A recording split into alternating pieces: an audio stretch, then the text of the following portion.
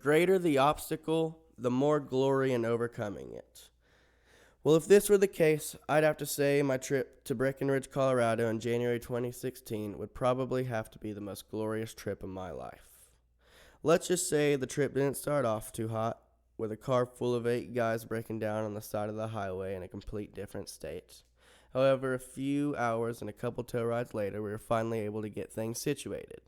However, these were not good times, and bad times do not call for good pictures.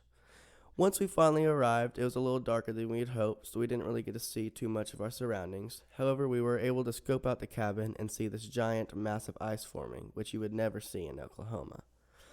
Once morning came, we were able to walk outside on our porch and finally see the view from our cabin. And boy, let me tell you, was it beautiful.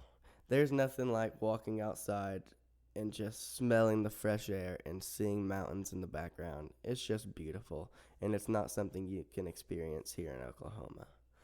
That morning was our first morning to go hit the slopes. I had never been snowboarding before, and I was pretty nervous. Once we got there, man, this looked like something out of a movie. There were people everywhere. Everyone was dressed up in all different sorts of things. It was crazy. And then once we finally started making our way up to the mountain, I strapped in my snowboard. I finally realized what I'd gotten myself into, and this looked scary. And to be honest, my first time down probably took over an hour, and I was probably on my butt over half of the time. But that's just how it goes. Later that night, we were finally able to go and explore the town of Breckenridge. And man, it was beautiful. The Christmas lights were still up, so it was bright. And we were able to visit cool restaurants and a bunch of different stores with a bunch of souvenir gear. And there was also a crepe stand, which let me tell you, was probably, I've actually never had a crepe, but I know it was the best crepe I will ever have. It was delicious. So now back to snowboarding. I'd have to say the next day I felt a little more experienced, much more confident, which isn't really saying much because I was still pretty god-awful. However, I was able to access different parts of the mountain, which I wasn't good enough to get to the first day, and some of the scenery it had to offer was just breathtaking. We began walking around and adventuring the mountain, which was really fun. Some places were harder to access than others, and we ended up stumbling across a magical shack.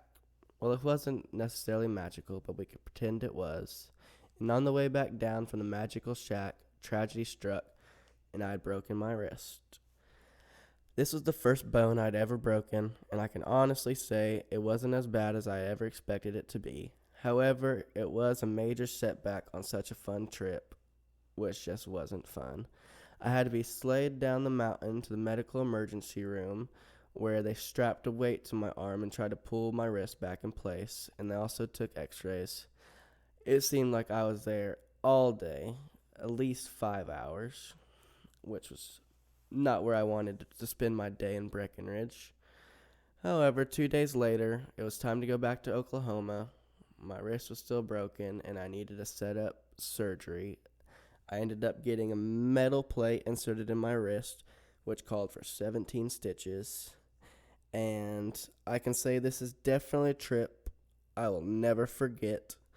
I got a scar from it, so I don't think I can. However, through all the obstacles I had to overcome, I would definitely do it over again because it was an experience I will never forget.